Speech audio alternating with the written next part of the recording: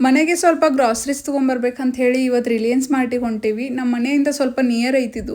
ನಾನು ಕರ್ಕೊಂಬಂದಿದ್ವಿ ಯಾಕಂದ್ರೆ ಈ ಸತಿ ಅವ್ನ ಹೆಡ್ ಕಂಟ್ರೋಲ್ ಕರೆಕ್ಟಾಗಿ ಆಗೈತ್ಲ. ಸೊ ಎಲ್ಲ ಕಡೆ ನೋಡಿ ಅಬ್ಸರ್ವ್ ಮಾಡ್ತಾನಂತ ಹೇಳಿ. ಅದು ಅಲ್ದ ಅವಂಗೂ ಮನೇಲೆ ಇದ್ದು ಬೇಜಾರಾಗ್ಬಿಟ್ಟಿರ್ತೈತಿ.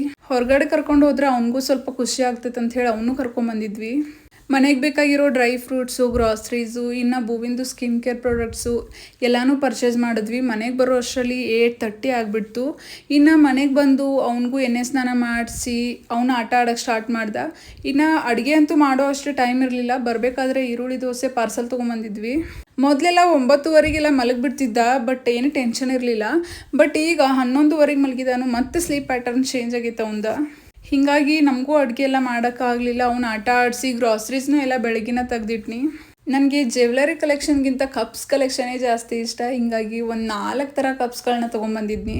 ಸೊ ನನಗೆ ಕಪ್ಸ್ ತೊಗೊಂಡು ಭುವಿನಿಗೆ ಹೆಂಗೆ ಬಿಡೋಕ್ಕಾಗ್ತೈತೆ ಅಂತ ಹೇಳಿ ಅವನಿಗೂ ಒಂದು ಸ್ಮಾಲ್ ಬಾಕ್ಸ್ ತೊಗೊಂಬಂದಿದ್ದೆ ಗಾಜಿಂದು. ಎಷ್ಟು ಕ್ಯೂಟಾಗಿ ಐತೆ ಅಂದ್ರೆ ಅವನಿಗೆ ಸಾಲಿಡ್ ಸ್ಟಾರ್ಟ್ ಮಾಡಿದಾಗ ಅದರಲ್ಲಿ ಫುಡ್ ಸ್ಟೋರೇಜ್ ಮಾಡೋಕ್ಕೆ ಬರ್ತೈತೆ ಅಂತ ಹೇಳಿ. ಇವತ್ತಿಗೆ ಇಷ್ಟೇ. ಬಾಯ್.